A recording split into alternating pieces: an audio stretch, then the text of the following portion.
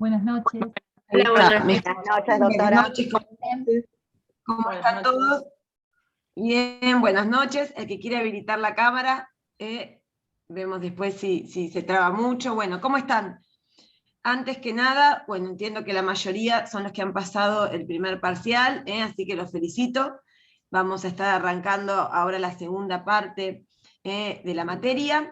Y quiero aprovechar para mencionar algo que por ahí hemos advertido en el primer parcial. Entiendo que, bueno, como decía ustedes, la mayoría han pasado, o sea, han aprobado el parcial, o sea que seguramente no ha sido su caso, pero cabe recordarlo.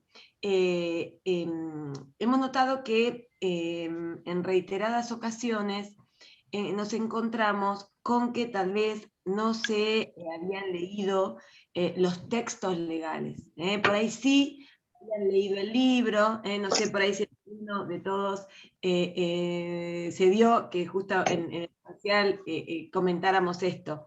Pero advertimos, ¿no es cierto?, que por ahí sí habían leído el libro, pero en muchas ocasiones faltaba ese plus que por supuesto es necesario y da el leer el texto legal. Así que es algo para recordarles, más allá que es obviamente algo obvio, pero en esta segunda parte, que vamos a ir viendo distintos temas en particular, vamos a ver alimentos, sociedades, sucesiones, bueno, restitución internacional, y bueno, entre otros temas, nos vamos a encontrar con distintos textos legales y distintas convenciones. Bueno, es fundamental que lean los textos legales. Es muy importante. Bueno, vamos a arrancar hoy con un tema que es muy lindo, espero que a todos les guste, que es restitución internacional. Es un tema muy lindo y además es un tema muy importante, le vamos a dedicar seguramente más de una clase. Ustedes ya tienen cargado en el campus, no sé si alguno ya pudo acceder, tienen parte del material, prácticamente ya lo tienen todo habilitado, así que para el que quiera ya puede acceder y puede arrancar. Ahí tienen el material de estudio y la distinta bibliografía y normativa fundamentalmente que vamos a estudiar para esta parte de la cursada. Entonces, díganme por ahí, antes de arrancar, yo también les preparé un PowerPoint, que bueno, díganme ustedes, pero tal vez les es más sencillo para seguir la clase de esta manera, ¿no es cierto?, que no estamos todos juntos. Díganme a ver, ¿qué creen ustedes o qué entienden que vamos a estudiar en esta temática de restitución internacional? ¿Qué supuesto fáctico creen ustedes que se da en estos casos? Si es que alguno... Supuesto de algún menor que se ha trasladado fuera del Estado por alguno de las personas que tengan a su cargo la guarda o la custodia del mismo, y no sin el consentimiento del otro progenitor. Bueno, a ver, ahí Luciano mencionó algunos elementos importantes. Habla de menor, vamos a ver ahora qué calificación corresponde darle, dependiendo del instrumento que estemos utilizando. Habla de que haya sido trasladado a un estado distinto, bueno, seguramente íbamos a tener que precisar un poquito más.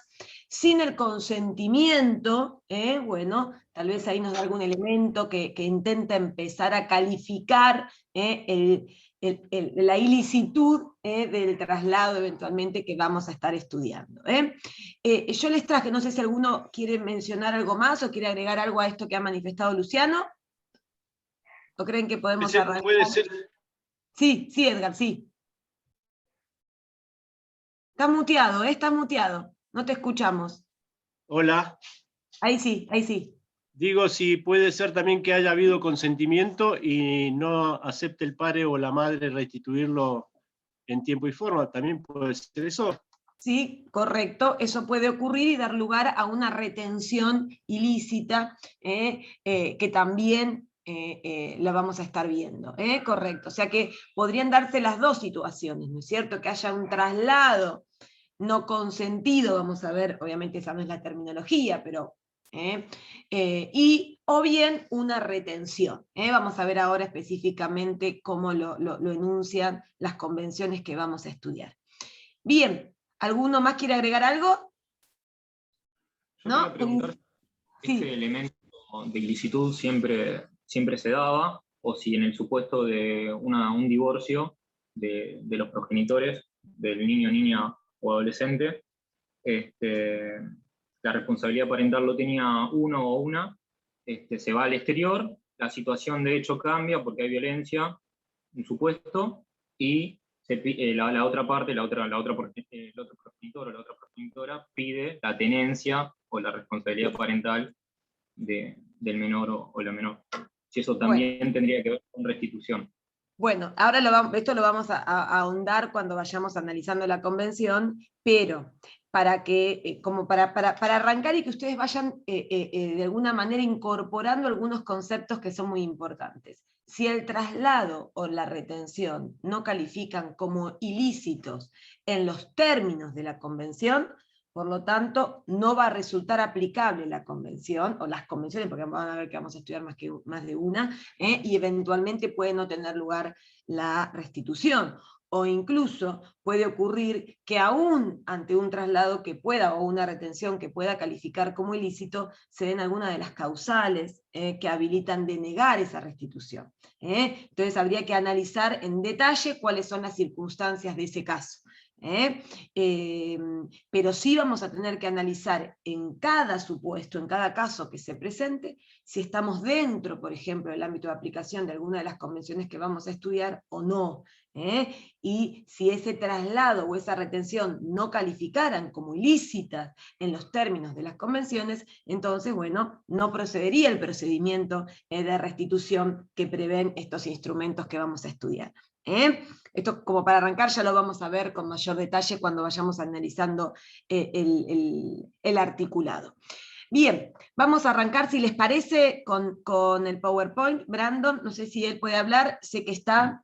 En la primera parte del PowerPoint, lo que intenté traerles son, bueno, justamente esto, tratar de identificar cuál es el supuesto fáctico, ¿no? Porque las convenciones que vamos a estudiar, que como ya han visto son esencialmente dos, vamos a estar analizando los aspectos civiles de la retención o el traslado. Y vamos a ver, obviamente, ustedes probablemente ya lo han visto, que hay algunas otras convenciones que tal vez abordan la cuestión o el ámbito penal, pero podemos avanzar. Pero lo primero que me interesaba era que nos quedara claro qué supuesto estamos fáctico, ¿no es cierto? Ante qué supuesto fáctico en general nos encontramos, porque claramente esto de alguna manera delimita o da alguna pauta de, bueno, cuáles pueden ser los remedios para resarcir o revertir este proceder. Porque no estamos en general ante un tercero desconocido para el niño, que lo ha trasladado, que lo ha secuestrado, sino generalmente quien incurre en estas conductas que podemos calificar como ilícitas son en general los progenitores, o sea, las personas más queridas por el niño. Entonces fíjense, por ejemplo, lo que dice Pérez Vera. Ustedes tienen dentro de la bibliografía, en este caso optativa, de estudio, el informe explicativo de Elisa Pérez Vera, que intenta dar, justamente como su nombre le indica, una explicación de la convención, del articulado de la convención. Y fíjense, dice, traslado del menor fuera de su entorno habitual. ¿No es cierto? Bueno, ahí también vamos a tener que precisar un poquitito esto del entorno habitual en el que se encontraba bajo la responsabilidad de una persona física o jurídica que ejercía sobre él un derecho legítimo de custodia. Acá otra vez empezamos a escuchar estos términos, derecho de custodia, que ejercía un derecho de custodia. Y la negativa de volver al menor a su entorno tras una estancia en el extranjero consentida por la persona que ejercía la custodia. Entonces acá este supuesto que refiere Pérez Vera contempla las dos posibilidades. El traslado del menor fuera de su entorno, en el que se encontraba bajo la responsabilidad de una persona que ejercía sobre él un derecho de custodia, o bien la negativa a regresar tras una estancia en principio autorizada, consentida por la persona que ejercía su custodia. Entonces acá ya podemos ir identificando algunos términos que vamos a escuchar repetitivamente a lo largo del estudio de esta temática. Traslado, menor, el derecho de custodia, Pasemos a la próxima, por favor, a la otra. Fíjense acá, el doctor Hoff, esto lo tiene en el libro.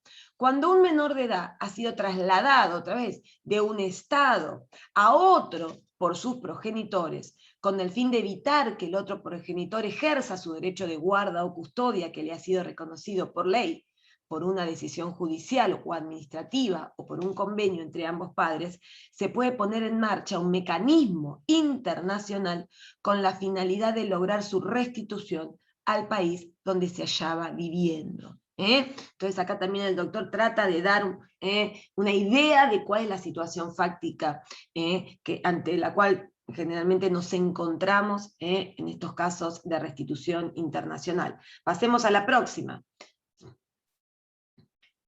Fíjense, Laura Scotti habla de desplazar ilícitamente, acá se incorpora este término ilícito, al menor, otra vez esta terminología de menor, que vamos a ver cómo se califican los fines de la aplicación de estas convenciones, desde el estado donde éste tiene su residencia habitual, y acá se incorpora un concepto esencial para esta temática, que es el de la residencia habitual, entonces desplazar ilícitamente al menor desde el estado de su residencia habitual a un país distinto, o bien retenerlo ilegítimamente en un estado distinto al de su residencia habitual. Fíjense, Nieves Ruaja, niños cuyos derechos fundamentales se encuentran afectados como producto del proceder de alguno de sus progenitores, o sea, acá nuevamente aparecen los progenitores como los autores o quienes cometen estos traslados o retenciones ilícitas, ¿no es cierto? Dice que los sustrae de su residencia habitual, del entorno familiar y social en el que se desarrollaban, y los coloca en uno diferente, con el objeto de crear una determinada situación jurídica que dista de estar al superior interés de aquellos. Acá Nieves Ruaja incorpora un elemento que es importante también, y que es las distintas normativas que vamos a analizar en esta materia parten de entender que ese traslado o esa retención ilícitas vulnera los derechos del niño, ¿sí? Son contrarios a su superior interés, y entienden que la pronta restitución al estado de su residencia habitual garantiza o es la solución que mejor satisface su superior interés. Esto independientemente de lo que corresponda resolver en cuanto a la cuestión de fondo, como puede ser a qué progenitor le corresponde el derecho de custodia, a qué progenitor le corresponde la guarda. Esto no son cuestiones que resuelven o se resuelven en el marco de un proceso de restitución internacional, sino lo que vamos a analizar, van a ver que esto lo vamos a ver inmediatamente, pero lo que acá se procura con estos distintos instrumentos legales que vamos a analizar es que aquellos menores que hayan sido retenidos o trasladados ilícitamente desde el estado de su residencia habitual a otro estado sean prontamente restituidos al lugar de su residencia habitual, y que sean los jueces eventualmente de ese país los que resuelvan lo que corresponda respecto a las cuestiones de fondo. Profe, Sí. perdón, una consulta. Entonces, ya sea que el traslado o la negativa tiene que ser por quien tiene el derecho de custodia. Si fuera un tercero, estaríamos hablando de un delito penal, de un secuestro. No, el traslado en general no lo comete en principio quien ejerce el derecho de custodia, porque ese traslado tiene que vulnerar un derecho de custodia. Vamos a ver ahora cuando analicemos en detalle la terminología de la convención. Vamos a analizar las dos convenciones. Ahora vamos a ver bien los textos legales que vamos a estudiar. Pero fíjense que es en violación a un derecho de custodia que se ejercía efectivamente, o se hubiera ejercido. Vamos a hablar ahora inmediatamente cómo son los términos de la convención. Pero con esto lo que yo pretendía era, bueno, que queden claro cuál es la situación fáctica ante la cual nos encontramos. No es un tercero, no es un secuestro, no estamos hablando de un hecho ilícito, de un delito penal. Si no estamos hablando generalmente de un proceder de los propios progenitores que, bueno, incurren en alguna de estas conductas de trasladar al menor ilícitamente o de retenerlo ilícitamente a un estado distinto al de su residencia habitual. Pasemos a la próxima filmina, por favor. Bueno, aquí esto rápidamente, se los transcribí porque me parece que está bastante llano y les puede ayudar inclusive para estudiar y para clarificar la cuestión, de la página de la Cancillería Argentina, de la página de menores.gov.ar, que ustedes tienen, yo les puse todos los links. Fíjense que dice, nos encontramos en presencia de un caso de sustracción internacional de menores cuando un menor es trasladado o retenido ilícitamente en un estado distinto al de su residencia habitual. Para remediar esta situación, los estados han realizado grandes esfuerzos tendientes a proteger internacionalmente a los menores de los efectos perjudiciales de su sustracción o retención ilícitas, y a establecer procedimientos para su pronta restitución al estado de su residencia habitual. Entonces, acá otra vez, da cuenta de que se entiende de que estos traslados y retenciones son perjudiciales a los derechos del niño, y por lo tanto lo que se procura es la pronta restitución al estado de su residencia habitual. ¿Y cómo se implementa esto? Bueno, justamente, esto es un problema de carácter internacional y por lo tanto requiere de soluciones internacionales, y por eso es que los estados han procurado la celebración de convenciones en la materia, en por de establecer procedimientos ágiles para garantizar justamente esta finalidad, la pronta restitución del niño al estado de su residencia habitual. Bueno, y aquí continúa explicando que contamos, o nuestro país ha ratificado 2 convenciones fundamentalmente, que ya lo vamos a ver a continuación. En el ámbito de la Conferencia de la Haya de Derecho Internacional Privado nos encontramos con la Convención de 1980 sobre aspectos civiles de la sustracción internacional de menores, y en el ámbito regional de la OEA nos encontramos con la CIDIP 4, también sobre restitución internacional. Pasemos a la próxima, por favor. Esto ustedes luego lo ven. Bueno, y asimismo, Argentina, y esto también es importante que lo sepan, existe otra convención bilateral entre Argentina y Uruguay, que es el Convenio Argentino-Uruguayo del año 81, sobre protección internacional de menores, que también está vigente, si bien en la práctica, en general esta convención ha sido desplazada por la aplicación de la CIDIP. Bien, pasemos a la próxima y tienen el link. Si ustedes acceden, tienen formularios, tienen explicación. Bien, esto simplemente para que tengan en cuenta que las convenciones que vamos a analizar apuntan a los aspectos civiles de la sustracción internacional de menores, y que existen otras convenciones, por ejemplo la CIDIP 5, sobre tráfico internacional de menores, donde se aborda la cuestión, o al menos de una óptica penal. Pasemos a la próxima filmina. Ya sabemos entonces cuál es en principio la situación fáctica en la que nos encontramos ante un supuesto de restitución internacional. Brando, podemos pasar a la próxima filmina. Bien. En el caso de que nos encontremos ante un supuesto donde se plantea que un menor ha sido trasladado o se encuentra siendo retenido ilícitamente, que después tendremos que calificar, por supuesto, todos estos términos, en un estado distinto al de su residencia habitual, seguramente lo primero que nos vamos a preguntar, como en las distintas temáticas que analizamos en esta materia, es, bueno, nosotros generalmente tenemos 2 grandes preguntas, ¿no? ¿Ante qué juez o autoridad eventualmente se recurre y qué ley aplico? Respecto a la pregunta de qué norma aplico ante un caso de sustracción o retención ilícita internacional de menores, como en todos los casos, nosotros tenemos esta pauta, que yo se la repito, creo que en todos los temas que estudiamos, que brinda el artículo 2594, ¿no es cierto?, del Código Civil y Comercial. Podemos pasar a la próxima filmina. Que, ¿se acuerdan lo que decía el artículo 2594? Dice, las normas jurídicas aplicables a situaciones vinculadas con varios ordenamientos jurídicos nacionales se determinan primero por los tratados y convenciones internacionales vigentes de aplicación al caso, o sea, aplicables. Tenemos que verificar que el caso se encuentre dentro del ámbito de aplicación de esa convención, y en defecto de normas de fuente internacional, o sea, si no hay un tratado o una convención aplicable al caso, se aplican las normas de derecho internacional privado argentino de fuente interna.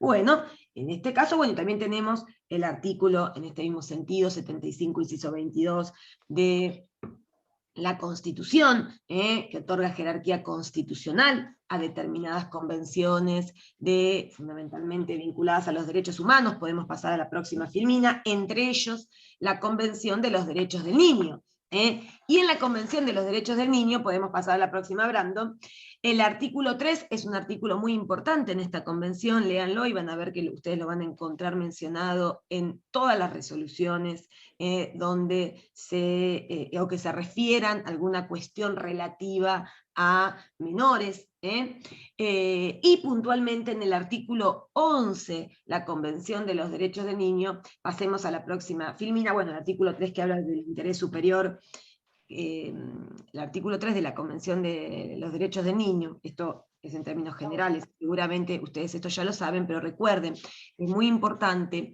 porque se refiere al principio de interés superior del niño, y encuentran ustedes una calificación, por ejemplo, de interés superior, en el artículo 3 de la 26061, dentro de nuestro ordenamiento jurídico, por ejemplo.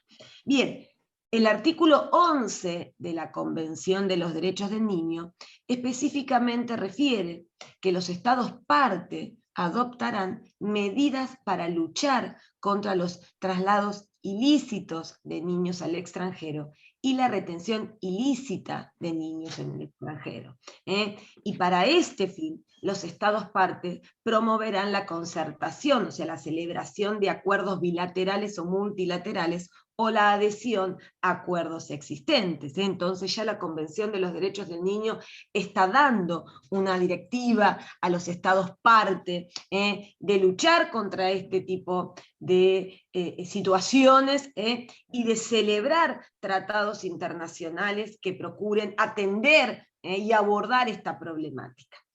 Pasemos a la próxima filmina. Chicos, ¿hay alguno que me está preguntando algo, perdón? ¿No? Si les pido que si ven que estoy rápido o que alguno se pierde, me para, ¿Sí? ¿Hasta ahora me vienen siguiendo lo que estamos diciendo? ¿Sí? Entonces, tratamos de dilucidar qué situaciones o ante qué situaciones nos podemos encontrar o cuáles son los supuestos fácticos que pueden dar lugar a un proceso de restitución internacional. ¿No es cierto?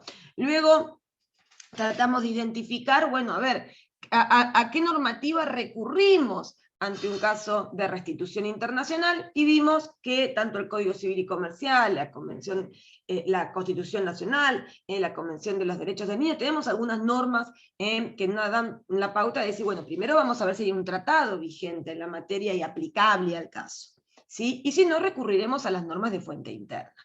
En nuestro país, como ya mencionamos, Argentina ha ratificado dos convenciones internacionales fundamentalmente en la materia, la Convención sobre aspectos civiles de la sustracción internacional de menores, dictada en el ámbito de la Haya, o sea, con una ocasión universal, que ha sido ratificada por nuestro país a través de la Ley 27857, y en el ámbito interamericano contamos con la CIDIP 4, con la Convención Interamericana sobre Restitución Internacional de Menores, ambas vigentes en nuestro país. Pasemos a la próxima. En suma a ello, como ya mencionamos también, contamos con el convenio bilateral sobre protección internacional de menores entre Argentina y Uruguay, que en los hechos este convenio en general es desplazado por la aplicación de la CIDIP. Pero fíjense que el artículo 34 de la CIDIP 4 hace una referencia en cuanto a qué normativa aplicamos si en un supuesto resultan aplicables ambas convenciones, la Convención de la Haya y la CIDIP, y dice, entre los Estados miembros de la Organización de Estados Americanos, de la OEA, que fueren parte de esta convención, o sea, de la CIDIP 4, y de la Convención de la Haya, de 1980, regirá la presente convención. Sin embargo, los Estados parte podrán convenir entre ellos de forma bilateral la aplicación prioritaria de la Convención de la Haya de 1980. Y van a ver que inclusive, pasemos a la próxima filmina, que inclusive la Convención de la Haya, la vocación que tienen estas convenciones es de brindar un recurso más, ¿no es cierto? De poner un recurso más en pos de garantizar la pronta restitución del niño al estado de su residencia habitual. Por lo tanto, en general, más allá de esta prelación que establece el 34 de la CIDI, es viable eventualmente la aplicación de más de un instrumento, si fuera beneficioso a los fines de cumplimentar los fines de la Convención. Aquí otra vez transcribiéndole de la página de la Cancillería Argentina, les menciono lo relativo a las autoridades centrales, más allá de que luego lo vamos a continuar. Es importante tener en cuenta que las autoridades centrales son los organismos que designa cada Estado parte de estas convenciones, para dar cumplimiento a las obligaciones asumidas en los convenios de restitución.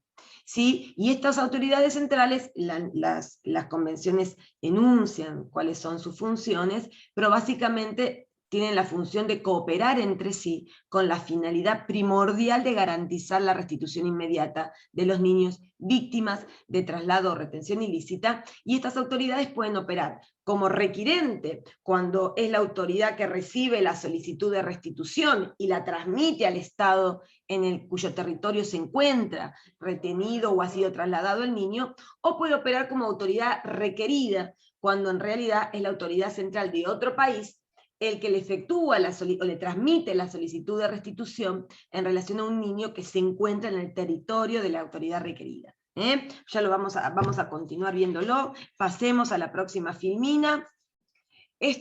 Yo acá esto se lo agregué porque me parece que les puede servir a ustedes para clarificar un poquito cómo es el procedimiento, esto también de la página de la Cancillería. Continuemos, léanlo, esto es cómo procede la Autoridad Central Argentina, por ejemplo, ante una solicitud de restitución, tanto cuando opera como autoridad requirente, cuando es quien recibe la solicitud y la debe transmitir a la Autoridad Central del Estado donde se encuentra el niño, como cuando opera como autoridad requerida. Pasemos a la próxima filmina, esto lo leen ustedes con tranquilidad, bueno, las distintas funciones que ofrece la Autoridad Central Argentina. Pasemos a las próximas filminas, esto se los agregué para que ustedes, me parece que les podía servir esta información. Pasemos a la próxima filmina, y ahora vamos a entrar puntualmente a analizar estas convenciones. Entonces ya sabemos que ante un caso de restitución internacional, lo primero que vamos a ver es si hay algún tratado internacional aplicable al caso. Nuestro país, dijimos, ha ratificado esencialmente estas tres convenciones, la Convención de La Haya sobre aspectos civiles de la sustracción internacional de menores, la CIDIP 4 sobre restitución internacional, y el Convenio Argentino-Uruguayo. La Convención de La Haya de 1980, que está vigente, que tiene una gran cantidad de estados ratificantes, fíjense que tiene más de 100 estados y ha sido ratificada por nuestro país. Pasemos a la próxima filmina. Fíjense lo que menciona el preámbulo. Como ustedes bien saben, los preámbulos de las convenciones generalmente expresan, bueno, cuáles son los objetivos, ¿no es cierto? ¿Cuál es la finalidad? ¿Qué es lo que pretende lograrse a través de esa convención? Y fíjense que dice, deseosos de proteger al menor en el plano internacional de los efectos perjudiciales que podría ocasionarle un traslado o una retención ilícitos, y de establecer los procedimientos que permitan garantizar la restitución inmediata del menor a un estado en que tenga su residencia habitual, así como asegurar la protección del derecho de visita.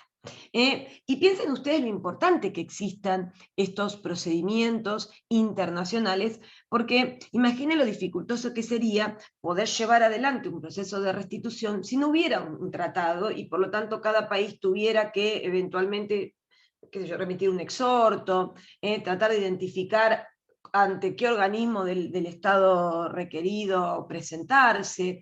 A ver, las convenciones justamente tratan de establecer un procedimiento ágil, claro, sencillo, gratuito, para llevar adelante esta finalidad. Entonces acá la Convención en su preámbulo deja sentado un poquito cuál es la intención de la Convención, y en los artículos 1 a 5, y podemos agregar 31 a 35, tenemos plasmado cuál es el ámbito de aplicación de esta Convención. Esto es muy importante. Entonces, y han visto que en el parcial nosotros reiteradamente preguntamos, bueno, ¿cuál es el ámbito de aplicación de esta norma o de esta Convención?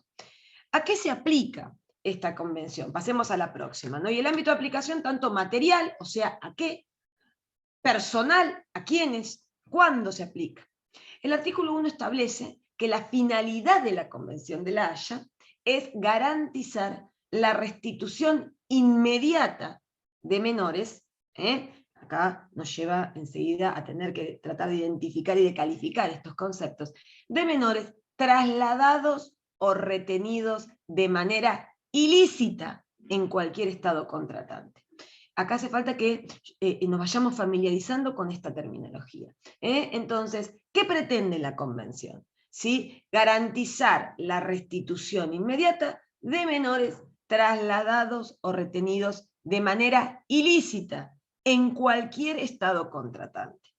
Y velar también porque los derechos de custodia y de visita vigentes en un estado contratante se respeten en los restantes estados contratantes.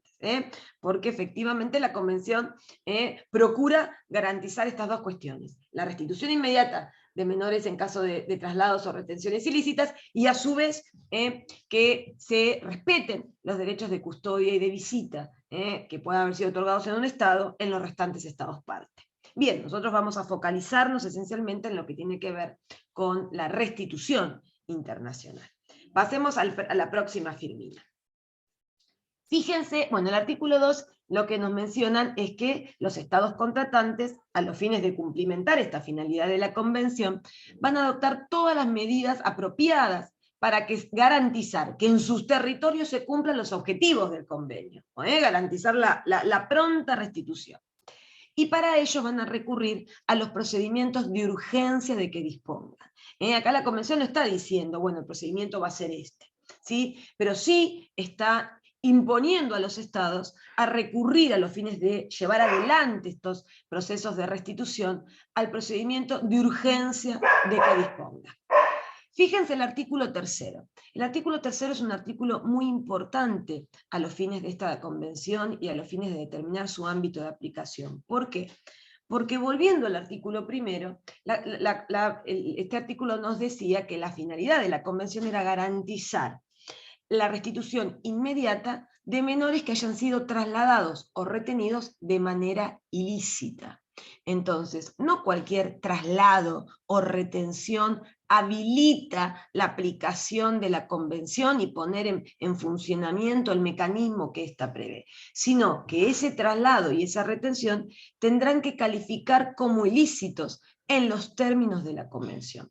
Y el artículo 3 justamente nos califica cuándo el traslado o la retención van a ser ilícitos en los términos de la Convención. Y dice, cuando ese traslado de retención se haya producido en infracción de un derecho de custodia. ¿Ven cómo permanentemente empezamos a escuchar una y otra vez términos, traslados, retención, ilícito, derecho de custodia? Son conceptos muy importantes para esta temática. Entonces, el traslado va a ser ilícito para esta Convención cuando se haya producido en infracción, o sea, que esté vulnerando, esté violando el derecho de custodia, atribuido, separado o conjuntamente a una persona, a una institución o a cualquier otro organismo, con arreglo o de conformidad al derecho vigente en el estado en el que el menor tenía su residencia habitual inmediatamente antes de su traslado o retención. Entonces, el primer requisito que prevé la Convención para que ese traslado o retención sea ilícito es que vulnere o que sea en infracción a un derecho de custodia que haya sido atribuido, separado conjuntamente a una persona, institución o organismo, de acuerdo o de conformidad o con arreglo al derecho vigente en el estado en que el menor tenía su residencia habitual inmediatamente antes de ese traslado o retención. Y, dice la Convención, o sea que además, se requiere, para que ese traslado califique como ilícito, que ese derecho de custodia se ejercía en forma efectiva, separado conjuntamente en el momento del traslado o la retención, o se habría ejercido de no haberse producido el traslado. Entonces, también es necesario, no solamente que sea en violación de un derecho de custodia, sino que además que ese derecho de custodia haya sido efectivamente ejercido al momento del traslado o la retención, o hubiera sido ejercido de no haberse producido ese traslado o retención.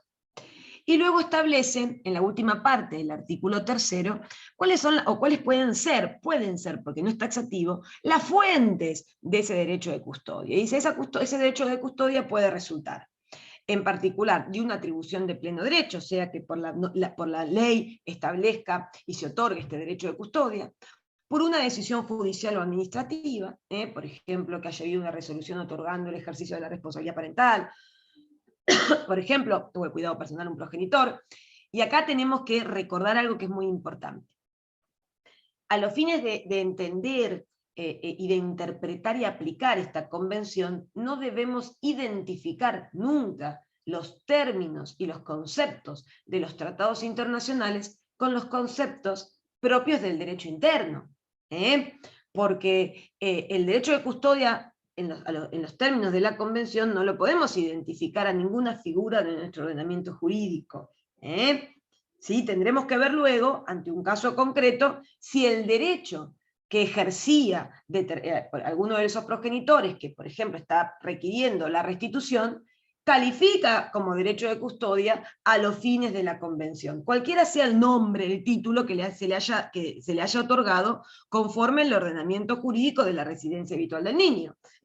La tenencia, la custodia, la guarda, porque la terminología varía en los distintos ordenamientos jurídicos. ¿Sí? Lo que vamos a tener que identificar en cada caso es si ese derecho, por ejemplo, del que era titular el progenitor que solicita la restitución, puede entenderse que era un derecho de custodia en los términos de la convención, que ahora también vamos a ver cómo lo califica. Entonces, recapitulando, ya sabemos que la convención lo que pretende, lo que aborda es pretende garantizar la inmediata restitución de aquellos menores que hayan sido trasladados o retenidos ilícitamente en cualquier estado contratante, ¿sí? Y que a su vez, para que ese traslado o retención sea ilícito, es necesario que haya sido en violación o en infracción a un derecho de custodia, que haya sido atribuido en forma conjunta o separada a una persona, una institución, un organismo, conforme al derecho del Estado en el que el menor tenía su residencia habitual, inmediatamente antes de producir ese traslado de retención, y que además ese derecho de custodia se ejerciera efectivamente al momento del traslado de la retención, o si hubiese ejercido de no haberse producido ese traslado o esa retención.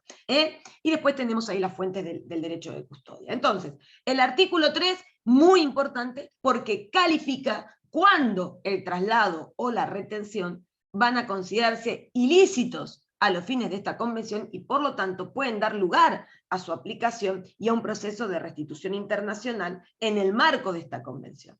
¿Me siguen, chicos, hasta acá? Entonces, si ustedes en un examen dicen, no, sí, procede cuando el menor hubiese sido trasladado o retenido en otro estado. Bueno, no, eso está incompleto. No basta con que sea trasladado o retenido para que se aplique la convención. Es necesario que ese traslado y esa retención sean ilícitos en los términos que establece la convención. ¿Está claro lo que estoy diciendo? ¿Todos me siguen hasta acá? Doctora, tengo una consulta. Sí. ¿Qué tal? Buenas noches. Me cuesta un poco entender el tema del derecho de custodia. Tiene que Ahora estar... vamos a ir. Ahora vamos listo. a ir. Perfecto. ¿Por qué? Porque la convención ahora inmediatamente también nos trae una calificación de derecho de custodia. Perfecto. Y van a ver que cuando analicemos los fallos, que seguramente para la próxima clase lo vamos a hacer, al ver en la práctica cómo esto opera y cómo se aplica, les va a ayudar para clarificar. Entonces, hasta acá vamos comparten, ¿no es cierto?, de las calificaciones que necesitamos a los fines de la aplicación de la convención. Primero es cuando ese traslado o esa retención califican como ilícito. Si ese traslado o esa retención no califican como ilícito, entonces no se aplica la convención, no opera la restitución. Yo no sé si alguno leyó ya el fallo Müller, el fallo Todorovich. ¿Qué pasa ahí? Esos traslados, esas retenciones, ¿calificaron como ilícitas? Si no califican como ilícitas, entonces no procede la restitución en el marco de estas convenciones. Porque para que procedan, ese traslado o esa retención deben ser ilícitos en los términos que establece aquí la convención. Y van a ver que es sencilla también la CIDIP, a veces con alguna, que es similar, perdón, la CIDIP con algunas diferencias, a veces terminológicas propias del ámbito regional. Bien, pasemos... Sí. Una pregunta, esto siempre que sean estados partes de la convención. Sí, sí. ¿Qué pasa? Claro, cuando por ejemplo el menor está en un estado donde no se aplica esta convención. Y bueno, entonces tendrás que recurrir, si no tenés ninguna convención, tendrás que recurrir a las normas de derecho interno y tendrás que gestionar la restitución, seguramente de un modo mucho más difícil. Claro. Porque por eso es la importancia de que los estados ratifiquen este tipo de convenciones, porque establece un mecanismo claro, conocido, aplicable del mismo modo en todos los estados. Cuando no resulta aplicable ninguna convención, bueno, ya hay que recurrir a las normas de derecho interno, seguramente se hace mucho más dificultoso. ¿Sí? Bárbaro, sí. Fíjense el artículo 4, seguimos tratando de establecer el ámbito de aplicación. Ya vimos a qué se aplica. Entonces, el artículo primero, a la restitución internacional, cuando se dan estos supuestos que dijimos, y procura garantizar el respeto de los derechos de custodia y de visita. Y continuamos con las calificaciones de cuándo ese traslado de retención es ilícito. Bueno, entonces, ¿a quién se aplica? Porque acuérdense que el artículo primero, inciso A, decía garantizar la restitución inmediata de los menores. Bueno, ¿qué se entiende con menor? Hay que identificar, por ejemplo, el término menor al menor de edad, ¿de acuerdo a qué legislación? Bueno, no. La convención trae su propia calificación, podemos decir de menor, y establece que se aplicará a todo menor que tuviera su residencia habitual en un estado contratante inmediatamente antes de la infracción de los derechos de custodia o de visita, y además que el convenio deja de aplicarse cuando el menor alcance la edad de 16 años. Entonces, se aplica a aquellos menores que tuvieran su residencia habitual en forma previa a ese traslado o retención ilícita en un estado parte y hasta que cumplen los 16 años de edad. Cumplidos los 16 años de edad, deja de aplicarse esta convención, ocurre lo mismo con los CIDIP 4, en realidad esto tiene una explicación de que se entiende que ya un joven de esa edad es más difícil proceder en contra de su voluntad, tiene mayor autonomía progresiva y demás, y claramente acá les puse algunos comentarios al respecto. Cuando el menor cumple 16 años dijimos, aún en caso de que esté en curso un proceso de restitución, el convenio deja de aplicarse, porque fíjense cómo se lo dice expresamente, el convenio dejará de aplicarse cuando el menor alcance la edad de 16 años. Esto no modifica el comienzo de la mayoría de edad. Esto no tiene nada que ver de cuándo el menor adquiere la mayoría de edad de acuerdo a cada una de las legislaciones existentes. Y acá les hago una pequeña distinción con el convenio argentino-uruguayo sobre protección internacional de menores, porque en el artículo 4 establece que a los efectos de este convenio, una persona será considerada menor de acuerdo con lo establecido por el derecho del estado de su residencia habitual.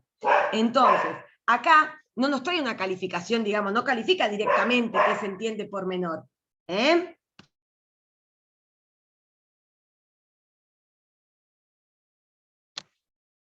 Perdón, ¿ahí me escuchan? Les decía, no, el convenio argentino-uruguayo no dice menor es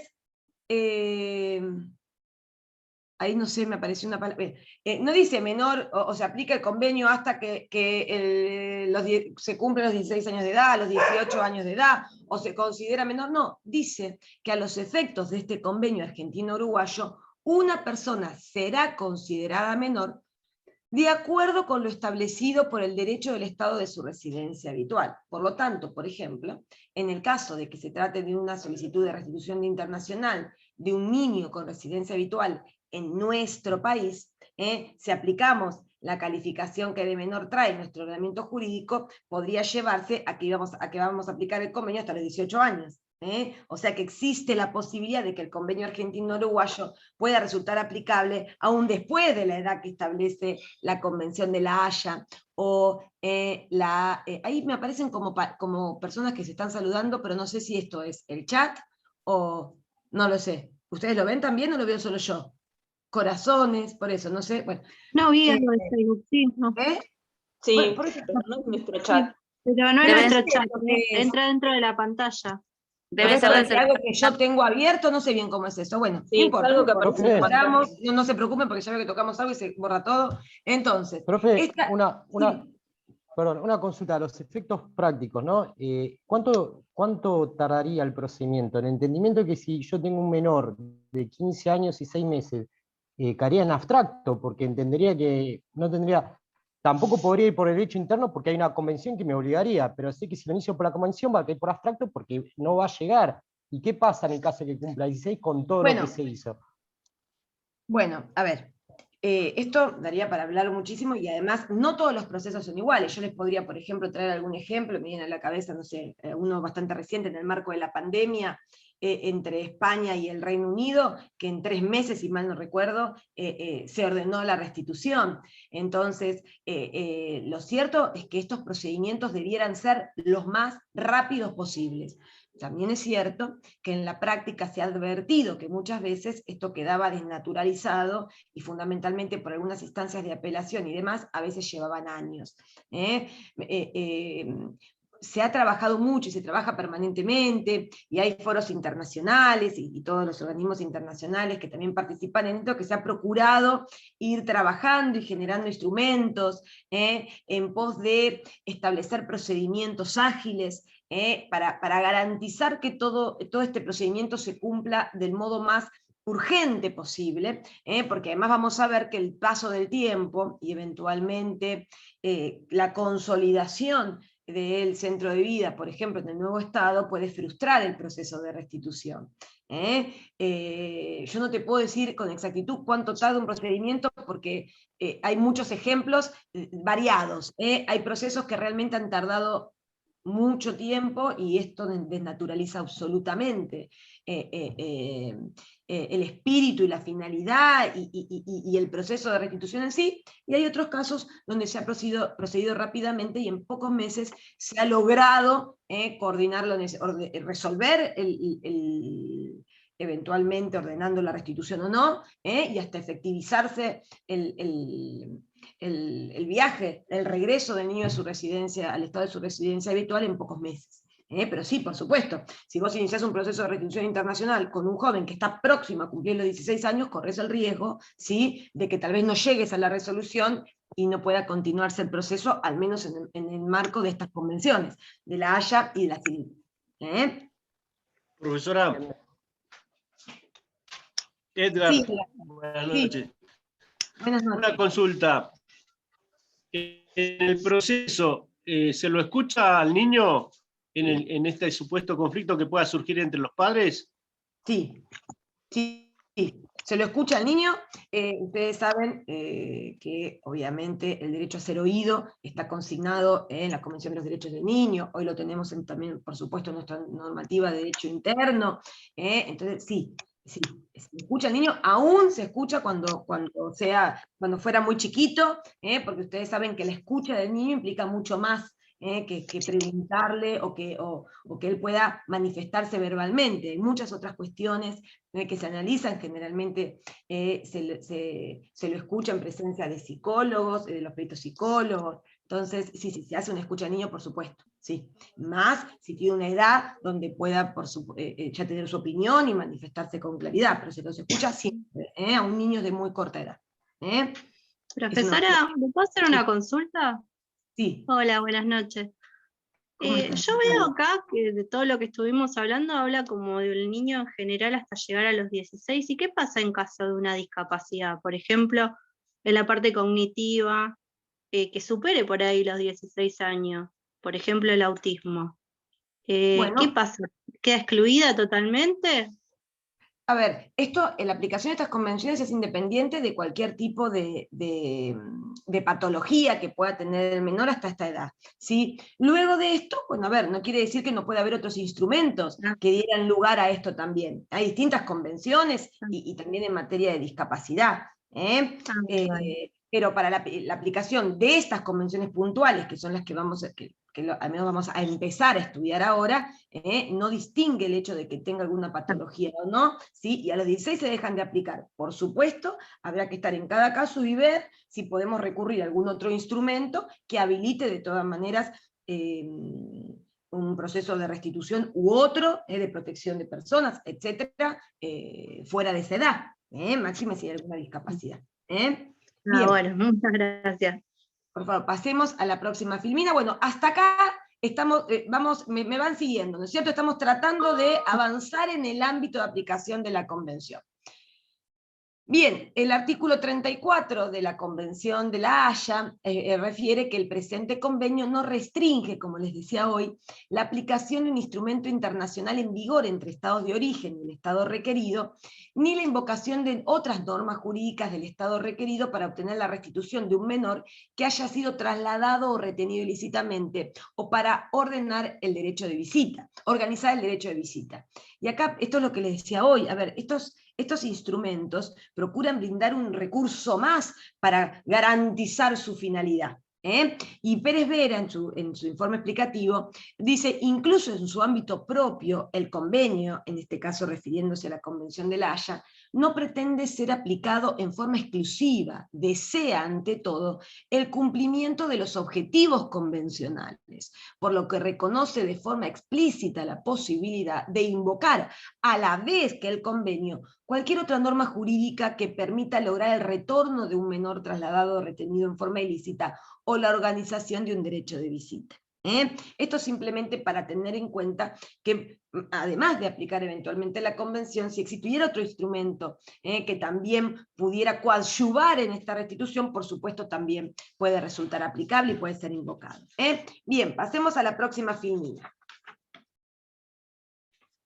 Bien, acá algunas menciones en relación a este análisis que hacíamos del artículo 4 en cuanto a la calificación de menor y demás. Dice, primero y principal, la Convención de la Haya no califica residencia habitual. Fíjense que es un concepto muy importante a los fines de la Convención, porque el artículo 4, volvemos, fíjense, esperen que el artículo, habíamos mencionado 4, acá está, refería, ¿se acuerdan? El convenio se aplicará a todo menor que tuviera su residencia habitual en un estado contratante inmediatamente antes de que se produjera ese traslado o retención. Entonces este término de la residencia habitual es muy importante porque tenemos que identificar dónde se localiza esta residencia habitual. A pesar de esto, la Convención de la Haya no lo califica, y ustedes saben que el concepto de residencia habitual es distinto al de domicilio. No podemos identificar el término domicilio del término residencia habitual, que en general es una cuestión más sociológica, más fáctica. El convenio argentino-uruguayo sobre Protección Internacional de Menores, en el artículo 3, menciona que a los efectos de este convenio se entiende por residencia habitual del menor el estado donde tiene su centro de vida. O sea, este convenio argentino-uruguayo, en su artículo 3, es frecuentemente invocado para tratar de dar una calificación de residencia habitual, como el lugar donde el menor tiene su centro de vida. Y esto, conjuntamente con la ley 26061, que es de promoción y protección de los derechos del niño en el ámbito nacional de nuestro país, en el artículo 3 de la Convención califica este término de interés superior tan importante, ¿no es cierto? Porque, como bien mencionábamos hoy, el artículo 3 de la Convención de los Derechos del Niño impone a los estados parte, recuerdan, fíjense cómo dice: en todas las medidas concernientes a los niños que tomen las instituciones públicas o privadas de bienestar social, los tribunales, las autoridades administrativas o los órganos legislativos, una consideración primordial a que se atenderá será el interés superior del niño. Bueno, el artículo 3 de la 26061, dentro de la calificación que brinda de interés superior, en el inciso F, también trae una calificación de centro de vida. Se entiende por centro de vida el lugar donde las niñas, niños y adolescentes hubieran transcurrido en condiciones legítimas la mayor parte de su existencia. Esto es tratando de elaborar una calificación de residencia habitual, entendiendo como el lugar donde el niño tiene su centro de vida. ¿Y qué significa esto? Es donde el niño no solamente que vive, sino que es donde él se ha desarrollado, donde va a la escuela, donde tiene sus afectos, donde tiene sus amigos. La ley 26061 aporta esto de donde hubiera transcurrido en condiciones legítimas la mayor parte de su existencia. Hace muy poquito, en octubre del año pasado, si mal no recuerdo, hay un fallo de la Corte interesante en esta temática de la calificación de la residencia habitual, que después se los voy a traer la próxima clase. Continuamos. Entonces, no califica residencia habitual, no la debemos identificar con domicilio, residencia habitual, entendida como este lugar donde el niño tiene su centro de vida, donde desarrolla sus actividades, donde va a la escuela, donde tiene sus afectos, y podemos utilizar estos instrumentos legales para ayudarnos a dar una calificación de este concepto. Pasemos a la próxima filmina. Bien. Y ahora pasamos a otro punto. Entonces, hasta ahora ya sabemos cuál es la finalidad de la Convención, qué es lo que pretende garantizar, que establece el artículo 1. Ya sabemos que el artículo 2 le dice a los estados: tienen que llevar adelante los procesos en el marco de esta Convención con el procedimiento más urgente con el que cuenten en cada una de sus legislaciones.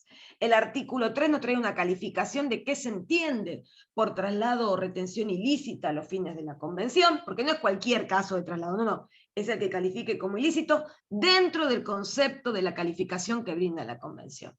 Ya sabemos que se aplica a menores hasta los 16 años de edad, que tuvieran su residencia habitual en un estado parte inmediatamente antes de producir ese traslado o retención, y acá el artículo 5 de la Convención va completando su ámbito de aplicación al calificar dos términos muy importantes, que es derecho de custodia y derecho de visita. Nosotros, como se imaginarán, vamos a poner especial énfasis en el derecho de custodia, que es el que es violentado ante un supuesto de traslado o retención ilícita.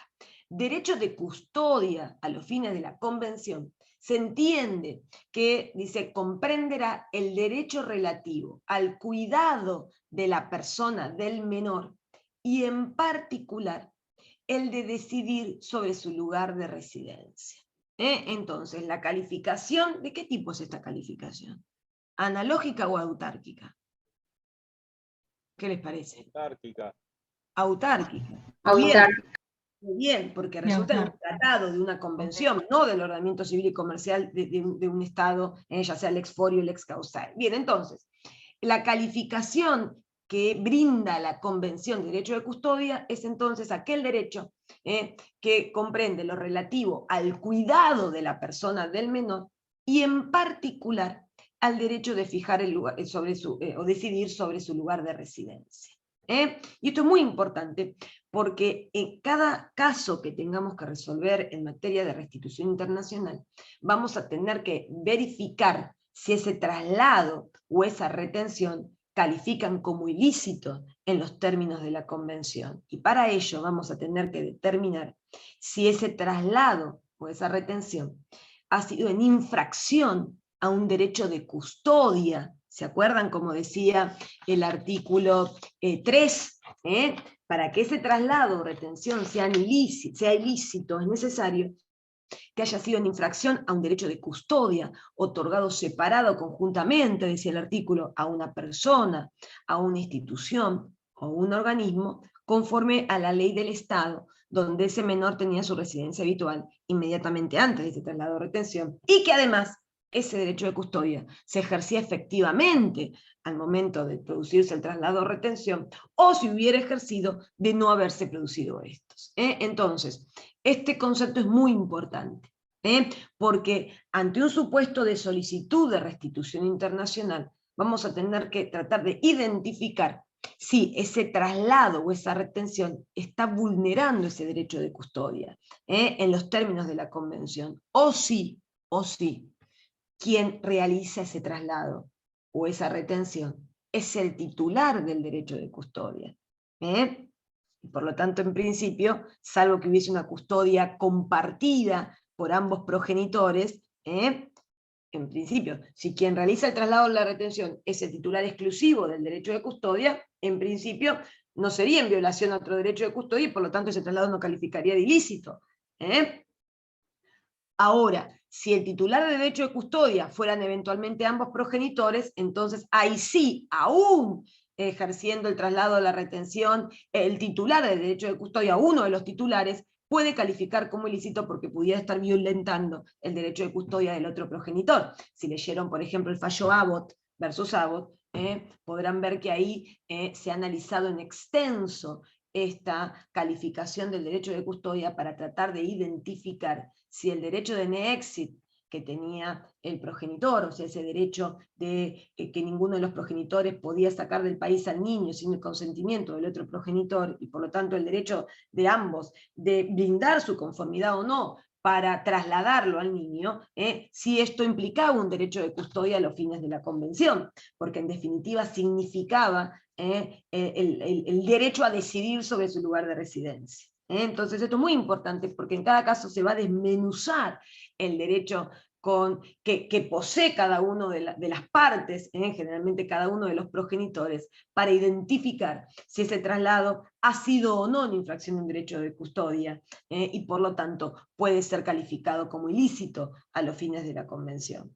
¿Sí? Parece un trabalengua. Díganme, por favor, si alguno se perdió. Y el inciso B también califica de derecho de visita, que es importante, porque como bien dijimos, el otro de los objetivos de la Convención era procurar garantizar que los derechos de custodia y de visita otorgados en un Estado parte sean cumplidos y respetados en los otros Estados partes. Comprenderá, dice, el derecho de llevar al menor por un periodo de tiempo limitado a otro lugar diferente a aquel en el que tiene su residencia habitual. Entonces, el artículo 1, 2, fundamentalmente 1, 3, 4, 5, son fundamentales de esta convención porque establecen su ámbito de aplicación. Entonces, no es necesario que ustedes se lo sepan de memoria, lo que sí es necesario es que ustedes comprendan estos términos, y si no lo dicen igual, lo digan parecido, porque son conceptos muy importantes a los fines de la aplicación de la convención. ¿Me siguen hasta acá? Sí, doctora, disculpe, vinculado a lo que le consulté sobre derecho de custodia, porque me genera cierta duda porque usted habla de progenitores, pero en caso de que, por ejemplo, el niño resida con un abuelo, con un tío, y sea alguien que generalmente o sea, aparte de la madre o el padre, también procede. ¿También se procede? Totalmente. Por más supuesto, de que existan padres. Por supuesto, porque ahí lo que habrá que ver es quién es titular del derecho de custodia. Fíjense que cuando el artículo, por ejemplo, fíjense, el artículo 3 habla de infracción de derecho de custodia atribuido conjunta o separadamente a una persona, no dice a unos progenitores, a una persona, ¿sí? A una institución, a un organismo. Y nosotros, en nuestro ordenamiento jurídico, tenemos la figura de la guarda, la delegación del ejercicio de la responsabilidad parental. A ver, esto puede ocurrir, que quien fuera titular del derecho de custodia de ese niño en los términos de la convención no sea uno de sus progenitores. ¿Sí? ¿Puede ser? Claro, pero por más que legalmente no estén designados, a lo que voy es que, por ejemplo, conviva con esa persona, pero que exista el titular, que existan los padres, y esa persona se lo lleva no, pero viva con esa persona, a eso voy. A ver, a ver.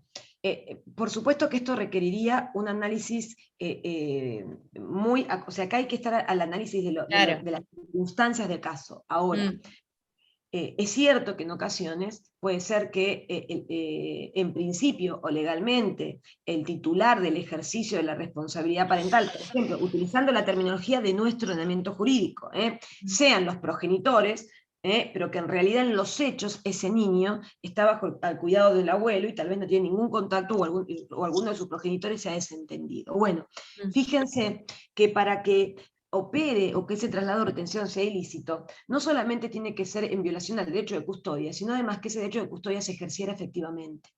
Por lo tanto, si es un papá que, por más de que legalmente, de pleno derecho, tuviera el ejercicio de la responsabilidad parental, porque tal vez no ha habido ninguna resolución judicial que limite ese ejercicio o que le otorgue la guarda, por ejemplo, a un abuelo, a un tío, dentro de las figuras que prevé nuestro ordenamiento jurídico, aún así pudiera ese traslado no calificar como ilícito si quien solicita la restitución es el progenitor y en realidad no era titular de un derecho o ese traslado no puede calificar como ilícito porque ese derecho de custodia que se invoca no era efectivamente ejercido. Por supuesto que esto tal vez nos llevaría a analizar qué ocurriría si quien solicita la restitución es el abuelo, que tal vez en los hechos ejercía los cuidados, pero no le había sido otorgado ni por el ordenamiento jurídico, ni por una resolución judicial, ni por acuerdo de partes, la guarda o los cuidados del niño. Bueno, habrá que analizar cada caso en concreto y no quiero complicarlo mucho más. Entonces, pero es muy interesante el caso, es muy interesante como caso práctico para ver cuál podría ser la resolución, y como en todos los casos, acá debe primar el superior interés del niño. Entonces se va a procurar llegar a la solución que, por supuesto, cumplimente los fines de la Convención y lo que el Estado se ha comprometido en la medida en que sea aplicable, y siempre obviamente garantizando el superior interés del niño. Sí, Luciano. Entonces, sería determinar quién es el titular y si lo ejerce en forma exclusiva o no. Si no exclusiva, no exclusiva. Que ese derecho de custodia, sí. Fíjense, volvemos al artículo 3 para la calificación de ilícito, porque ¿qué dijimos? Si el traslado o la retención no es ilícita, no procede la restitución en el marco de la Convención. Después veremos si hay que llevar adelante otro proceso, si hace falta hacer otro requerimiento, pero para que la restitución internacional, bajo el procedimiento que proveen estas convenciones, puedan tener lugar, es necesario que estemos dentro de su ámbito de aplicación, y por lo tanto es necesario que ese traslado o retención califiquen como ilícitos. Y para que así sea, tienen que cumplirse los requisitos del artículo 3, que decía que haya sido en infracción a un derecho de custodia, otorgado conjunta o separadamente una persona, institución o organismo conforme al derecho del Estado en que el menor tenía su residencia habitual, y que además ese derecho de custodia se ejerciera efectivamente al momento del traslado o la retención, no se hubiera ejercido de no haberse producido ese traslado o retención. Y luego, entonces, ahí es para saber si de traslado o retención califican como ilícito. Y también voy a tener que identificar si eventualmente se está solicitando la restitución, si quien lo solicita es el titular de un derecho de custodia, conjunta o en forma exclusiva, que haya sido violentado por ese traslado o esa retención, y que además ese derecho lo ejercía efectivamente. Bueno, para identificar si esa persona es titular o no de un derecho de custodia, tengo que verificar si se configura el derecho de custodia en los fines de la Convención. No basta con que la persona dice, no, pero a mí me otorgaron la tenencia, a mí me otorgaron el cuidado personal, a mí me otorgaron la guarda dentro de las figuras de los ordenamientos jurídicos internos.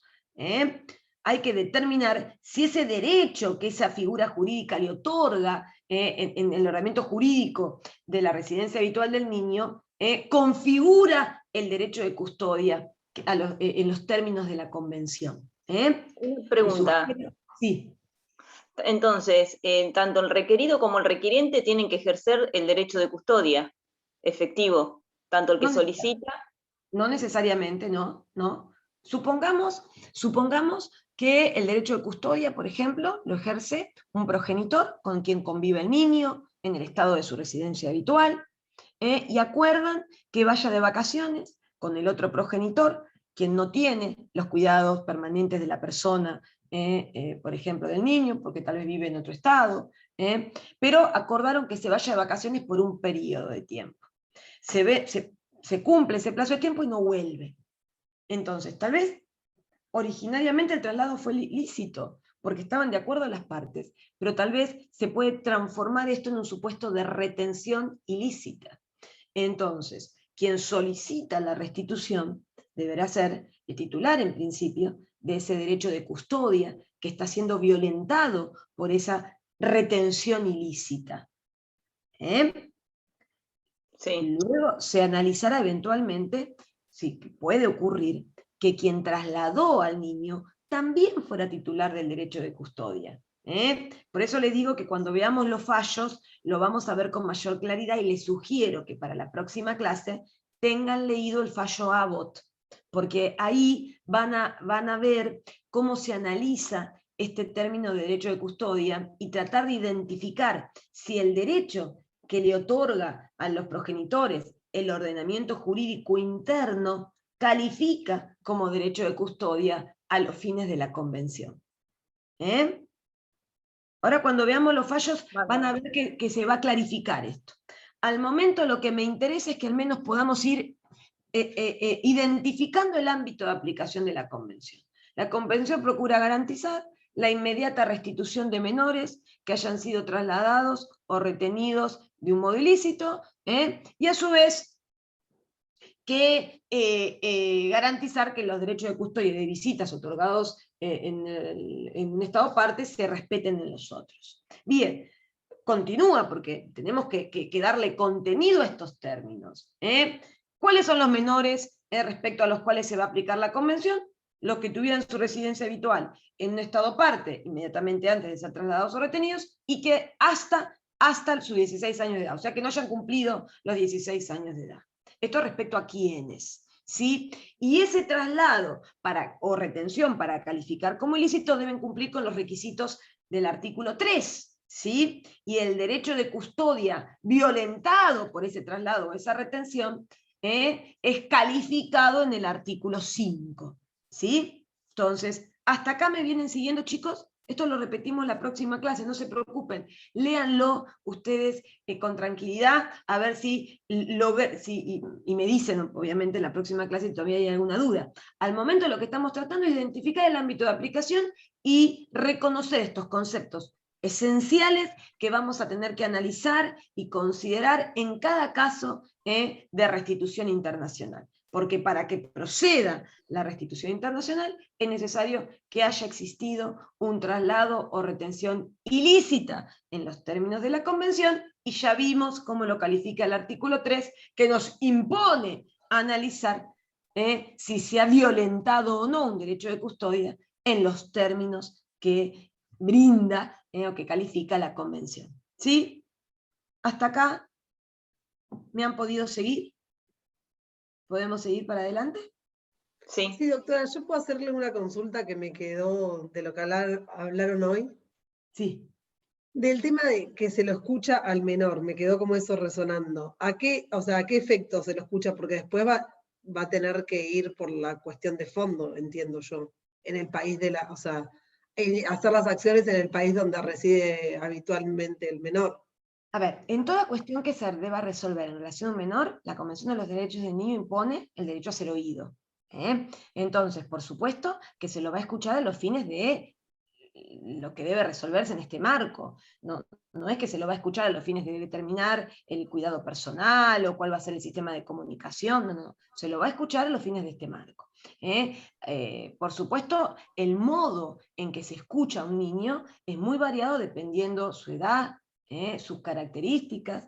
Hay veces que vienen niños que son muy chiquitos, muy tímidos, que no quieren ni ingresar, que están agarrados por ahí de la mamá o del papá y no hay manera de por ahí que se expresen, pero ese modo, esa actitud, es también hablar. Uno puede advertir cosas de ese niño y cuál es el vínculo y cuál puede llegar a ser eventualmente el impacto ante una resolución de un modo u otro. Entonces, siempre se los escucha. Por supuesto, no es lo mismo escuchar a un bebé de 2 meses que a un niño de 10 años, pero como regla siempre se los escucha, es una obligación al juez escuchar, o previo a resolver cualquier cuestión que haga a sus derechos y a sus intereses.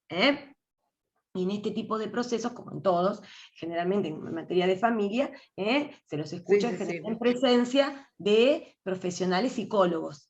Sí, eso sí lo entendía porque sí, he visto audiencias de ese estilo, pero me refería a los efectos de si modificaría en algo lo que el menor dijera. No. Depende. Primero y principal hay una causal por la cual justamente se tiene en cuenta la voluntad, la negativa del menor a retornar es una de las causales, o tiene las características que establece la convención por las cuales podría denegarse esa restitución. O sea que, por supuesto que cuando tiene una edad y un grado de madurez suficiente, cuanto mayor autonomía progresiva existe, por supuesto mayor peso tiene su voz, pero, o su opinión, pero siempre se lo escucha, y vuelvo a repetir, debe tenerse en cuenta todas las circunstancias porque no es solamente ordenar la restitución, sino también el juez tendrá que velar por el regreso seguro y tendrá que considerar si la restitución es la solución que mejor se ajusta a su superior interés en estas circunstancias, en ese caso en concreto. Por supuesto, no se va a indagar ni se va a resolver respecto a cuestiones de fondo.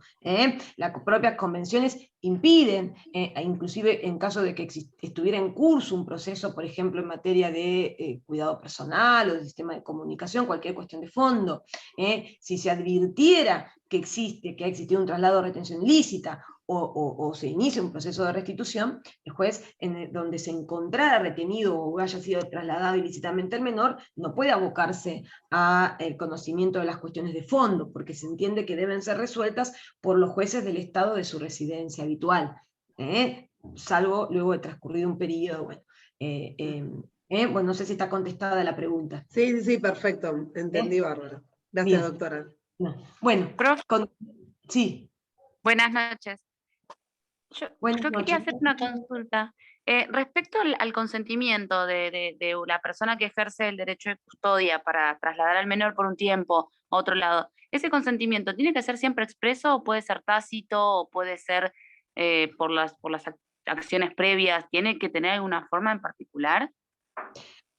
A ver, la convención no establece que tenga que tener una forma, generalmente por los requisitos que establecen los estados para poder sacar un menor de edad de un país, generalmente se requiere que, por ejemplo, si se otorgó la autorización, si es un menor que tiene sus 2 progenitores, por ejemplo, en ejercicio de la responsabilidad parental, generalmente, no todas las legislaciones son iguales, pero por ejemplo, nuestro ordenamiento jurídico, ustedes saben que para salir del país se requiere el consentimiento de ambos progenitores, o sea, generalmente hay formalidades para que un progenitor pueda sacar del país al niño cuando no está presente el otro progenitor. Pero la convención no establece alguna forma en particular.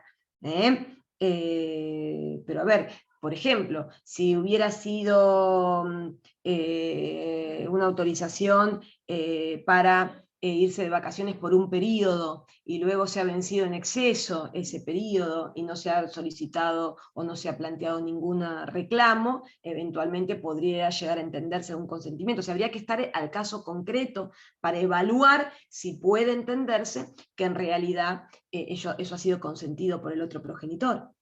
Claro, buenísimo, gracias. Bien.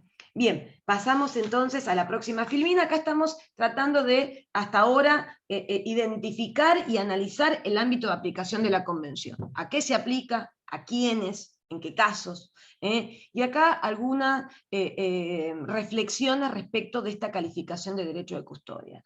No debe identificarse el derecho de custodia a los fines de la Convención, o sea, este derecho de custodia que califica la Convención en el artículo 5, con ninguna figura del derecho interno o leyes nacionales. Porque claramente nosotros, este derecho de custodia que califica la Convención es a los fines de la Convención. Después nosotros seguramente esto nos lleva a pensar en algunos términos que conocemos por nuestro ordenamiento jurídico, estos términos de tenencia, de cuidado personal, de guarda, y los distintos ordenamientos jurídicos tienen distintas figuras jurídicas, pero habrá que ver cuál es el contenido y cuál es el efecto de esas figuras jurídicas para identificar si, bueno, esto implica que ese progenitor, por ejemplo, titular de un derecho de tenencia, un derecho de cuidado personal, un derecho de guarda, es a su vez titular del derecho de custodia en los términos de la Convención. Y acá les transcribí una parte de una resolución de la Suprema Corte que dice: es doctrina de la Corte que la expresión convencional derecho de custodia no coincide con ninguna concepción particular de custodia en las leyes nacionales, sino que adquiere su significación desde las definiciones, estructura y propósito de la Convención de la Haya del 80, y que la comunidad jurídica de naciones ha alcanzado un amplio consenso respecto de que la previsión nexit, prohibición dirigida al cuidador primario del niño, de sacarlo de la jurisdicción sin la conformidad del otro progenitor del tribunal, cae dentro del dominio de la citada noción convencional.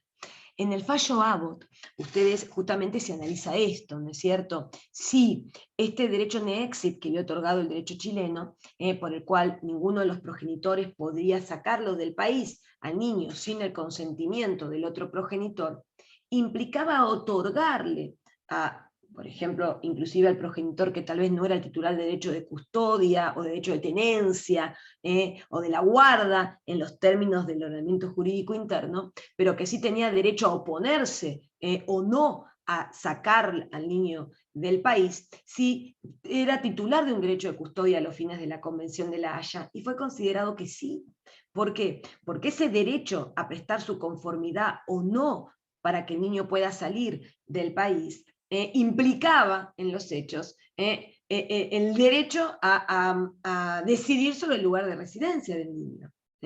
Por lo tanto, en este caso, que ya lo vamos a ver con mayor detenimiento, se consideró que este derecho nexit sí calificaba o implicaba un derecho de custodia en los términos de la Convención de la Haya, que había sido vulnerado, violado por el progenitor que lo había trasladado sin el consentimiento del progenitor que solicitaba la restitución, en este caso Estados Unidos. Bien, ¿está claro entonces esto? Esto me pareció bastante clara este extracto del fallo, porque lo van a ver reiterado, y bueno, es una réplica de lo que también se resolvió en el fallo que les mencionaba. Bueno, entonces, si esto simplemente para que tengan en cuenta que no tenemos que identificar el derecho de custodia que califica la Convención con ninguna figura del ordenamiento jurídico interno, porque de esa manera el derecho de custodia variaría, depende del ordenamiento jurídico de que tratemos. Nosotros le daríamos un contenido, los brasileros otro, los franceses otra. No. El derecho de custodia es único a los fines de la Convención y está específicamente definido y calificado en el artículo 5 de la Convención. Bien, continuemos. Bien, acá esto es, bueno, ya sabemos cuál es su ámbito de aplicación. Ahora, ¿cómo opera la Convención? ¿Cómo funciona? ¿Qué mecanismo prevé para cumplir su objetivo en cuanto, y puntualmente vamos a analizar este objetivo de garantizar la pronta restitución de aquellos menores que hayan sido trasladados o retenidos ilícitamente? Bueno, justamente prevé un mecanismo de cooperación internacional a través de las autoridades centrales que designa cada Estado a los fines del cumplimiento y aplicación de esta convención. Entonces cada Estado va, dice el artículo 6, va a designar una autoridad central, un organismo, encargada de cumplimiento de las obligaciones que impone el convenio. Y el artículo 7 enuncia cuáles son las funciones, nos dice, deberán colaborar entre sí, promover la colaboración entre las autoridades competentes de sus respectivos estados, con el fin de garantizar la restitución inmediata de los menores y para conseguir el resto de los objetivos del convenio, o sea, hacer cumplir y respetar los derechos de custodia y de visita otorgados en los restantes estados partes. Deberán adoptar en particular, ya sea directamente o a través de un intermediario, todas las medidas apropiadas que permitan, primero, localizar al menor.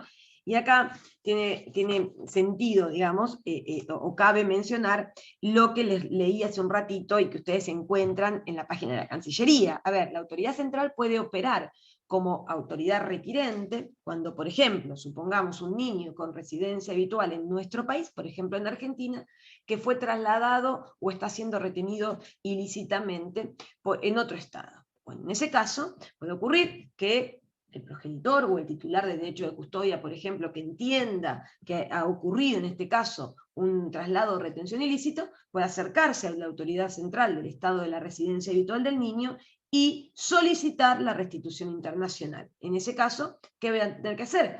Bueno, generalmente, por ejemplo, en nuestro caso, ustedes tienen un formulario modelo que el Ministerio de Relaciones Exteriores implementa. Yo todos estos links se los puse, no sé si alguno ya pudo acceder al material. Ustedes tienen todos los links y ahí van a ver el formulario y demás.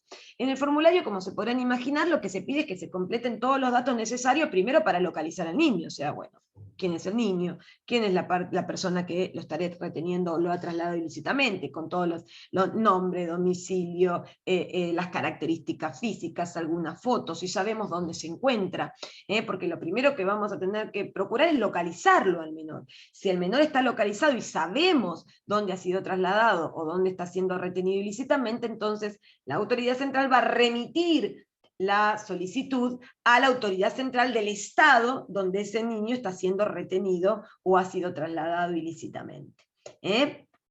Entonces, si no estuviera localizado, generalmente se le va a dar intervención de Interpol para que se proceda a la búsqueda del niño. Después dice prevenir que sufra mayores daños o que resulten perjudicadas las partes interesadas, para lo cual adoptarán o harán que se adopten medidas previsionales. Esto es importante. En principio, ¿qué hace la autoridad central? Debo retirarme, sí, por favor, díganme si ya estoy pasada. Bueno, ahora terminamos con esto y seguimos la próxima clase, pero ¿qué va a hacer una vez que está localizado? La autoridad central va a poder procurar, la autoridad central del estado en el que se encuentra el niño, que es el que ha sido trasladado o está siendo retenido, puede procurar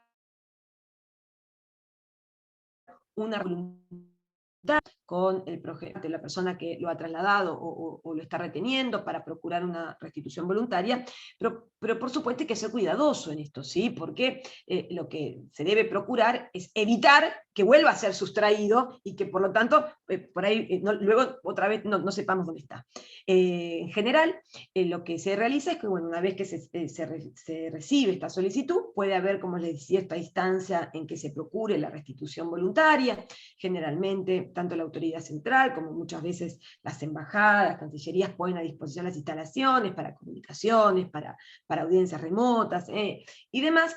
Y en general, por ejemplo, en nuestro país se le da intervención a las defensorías oficiales que correspondan a la jurisdicción en donde se encuentra ese niño, para que lleve adelante ante la autoridad judicial correspondiente la solicitud de restitución.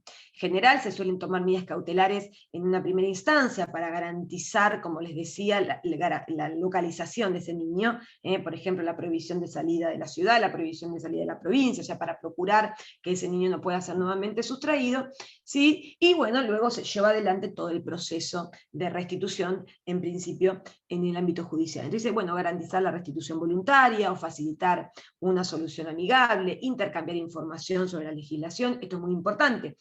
la autoridad central que recibe la solicitud, cuando la remite a la autoridad central del estado en el que se encuentra el niño, generalmente además de la documentación, del resumen de los hechos, o sea, de todos los datos que debe remitir, acompaña generalmente una copia de la legislación en materia de responsabilidad parental en general, aplicable en ese estado, que va a ser en principio el de la residencia habitual del niño, a los fines de que el juez que tenga que resolver pueda determinar, en el caso en concreto, si ha habido o no una violación al derecho de custodia, porque para eso va a tener que ver cuál era el derecho que había sido otorgado por el ordenamiento jurídico de la residencia habitual del niño. Entonces, generalmente se recibe acompañado con copia de los artículos, de la normativa.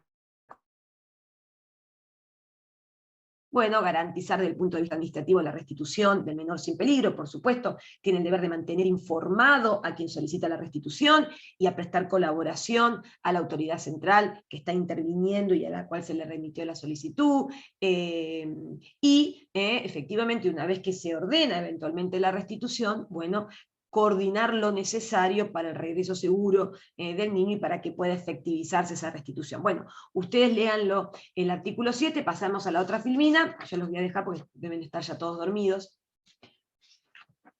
Acá, la autoridad central en nuestro país es el Ministerio de Relaciones Exteriores, la Dirección de Asistencia Jurídica Internacional, Dirección de Asuntos Jurídicos del Ministerio de Relaciones Exteriores.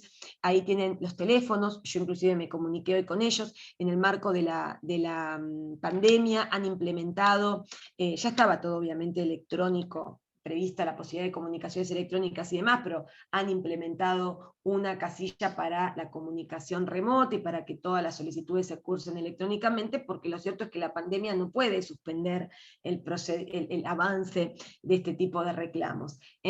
Así que bueno, chicos, si les parece, vamos a frenar acá, porque creo que estamos en horario, ¿no? Por ahí nos hemos extendido un poquito con la primera parte, pero lo cierto es que la verdad que me interesa que queden claro cuál es el ámbito de aplicación, en qué caso se aplica, porque van a ver que la CIDIP es muy similar en esto, así que si erramos el ámbito de aplicación, vamos a contestar mal cualquier cuestión que le preguntemos, por eso me interesaba que nos detengamos ahí. La próxima clase vamos a continuar y terminar analizando, nos faltan temas muy importantes, como son las causales para denegar el reconocimiento y ejecución, vamos a analizar en detalle el artículo 12, el artículo 13, vamos a analizar algunos de los fallos, vamos a mencionar algunos artículos importantes de la CIDIP, así que bueno, terminamos todo esto la próxima clase, y me interesa, como les decía, también, bueno, yo en la última parte del PowerPoint, que no se los voy a subir ahora, porque les quiero subir el que quede una vez que les termine de dar el tema, pero ya tienen el material de estudio cargado, tienen fallos, tienen todo cargado, o sea que ya pueden arrancar a estudiar sin dificultad.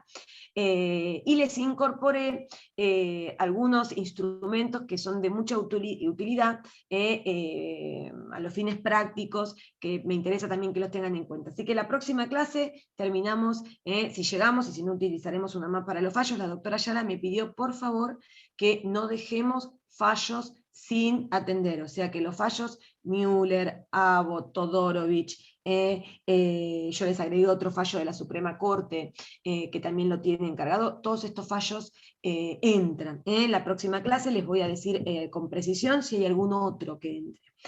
Miren, acá, y lo último que les menciono es que tengan en cuenta, porque yo en esto, en cuanto a los fallos, yo les sugiero que lean enteros estos fallos. Realmente ayudan mucho a entender la aplicación de la convención, cuál es el análisis que se hace.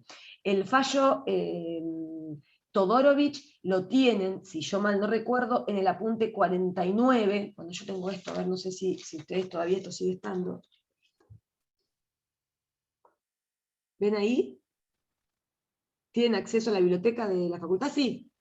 El artículo, bueno, si ustedes se comunican con la biblioteca, están estos fallos enteros para que ustedes, inclusive con comentario y demás, y tienen en el apunte 49 está el de Todorovich, y en el apunte 50 está el de fallo Müller. Y el del fallo Abbott los tienen cargado en sistema también, o sea que tienen accesibles estos fallos para que los puedan leer, leanlos enteros.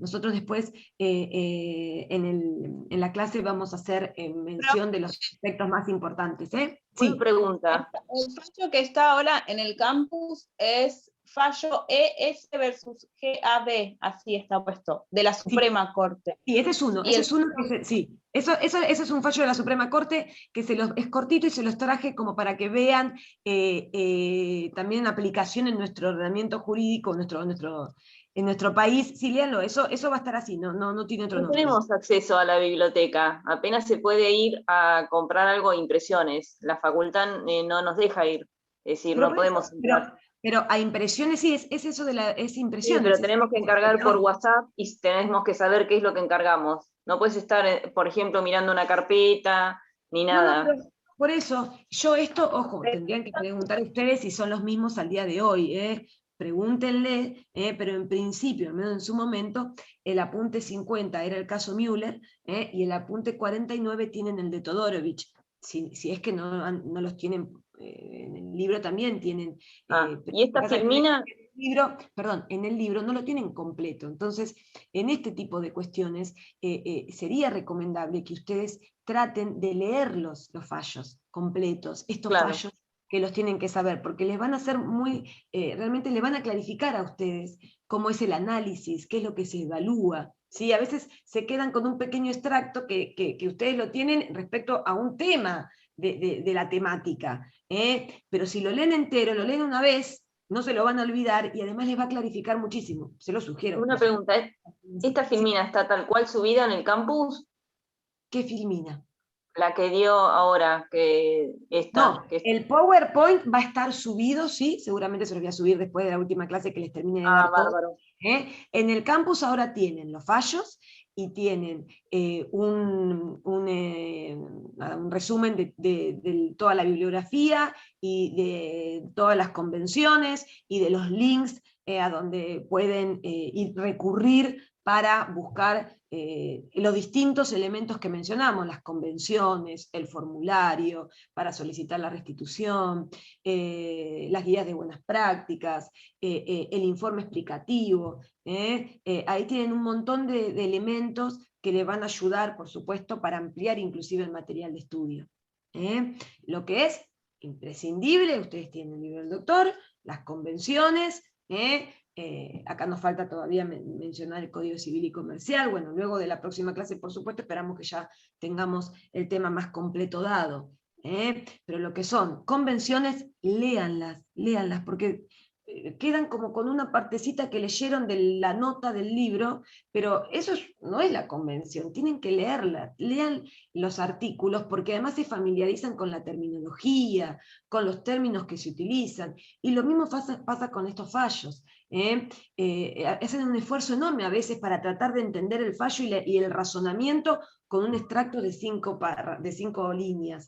Lean el fallo una vez y van a ver que les va a ser mucho más útil que repetir una y otra vez la lectura de 5 renglones donde tienen un extracto de alguna referencia vinculada a la temática, pero que no tienen todo el fallo. Leerlo, que ustedes por ahí a veces piensan, no, pero me lleva mucho tiempo, no, les puedo asegurar que es mucho más productivo, que les va a clarificar y les va a ayudar y va a ser mucho más rápido para su estudio que estar tratando de dilucidar un fallo en 4 renglones que puede haber una referencia en alguna parte de la bibliografía. Bueno, chicos, no los aburro más. Arranquen leyendo este tema. Para la próxima clase entonces, les repito, terminamos la parte teórica y vamos a ver los fallos también. Porque la doctora me pidió específicamente que no dejemos fallos sin ver. Nos vemos entonces seguramente la semana que viene. Que sigan todos muy bien. Hasta luego. Bueno, Chao, buenas noches.